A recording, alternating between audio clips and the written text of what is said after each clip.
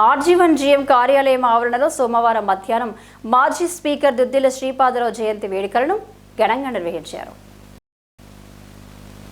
ఈ కార్యక్రమానికి ఎస్ఓ2 జీఎం చంద్రశేఖర్ ముఖ్య అతిథిగా హాజరై శ్రీపాదరావు చిత్రపటానికి పూలమాల వేసి నివాళులర్పించారు. అనంతరం ఆయన మాట్లాడుతూ శాసనసభను క్రమబద్ధంగా నడపడంలో శ్రీపాదరావు ప్రత్యేక గుర్తింపు పొందారని అన్నారు.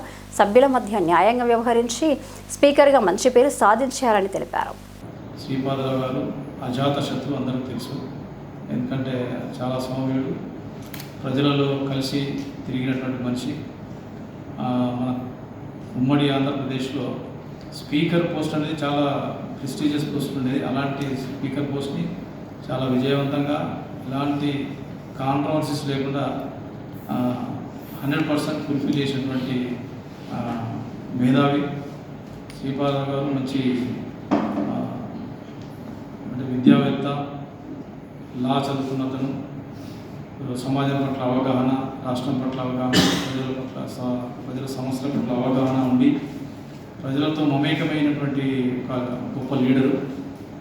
వరుసగా 3 సార్లు ఎన్నికయ్యారు. ఈవెన్ ఎన్టీఆర్ ప్రభంజనం, తెలుగుదేశం ప్రభంజనం టైంలో కూడా అతను గెలవడం జరిగింది. సో దాన్ని బట్టి మనం తీసుకోవచ్చు అతను ప్రజలకు ఎంతగా చొచ్చుకొని వెళ్ళిన మనుషులు. సో అలాంటి శ్రీపాదరావు గారు దురదృష్టవశాత్తు 1999లో నక్సల్స్ కాల్పుల్లో దానిలో మరణించడం జరిగింది. ఈ కార్యక్రమంలో అధికారులు రాజు, గోపతిరాజు, శ్రావణ్ కుమార్, ధనలక్ష్మిబాయి, హనుమంతరావు తదితరులతో పాటు జీఎం ఆఫీస్ ఉద్యోగులు పాల్గొన్నారు.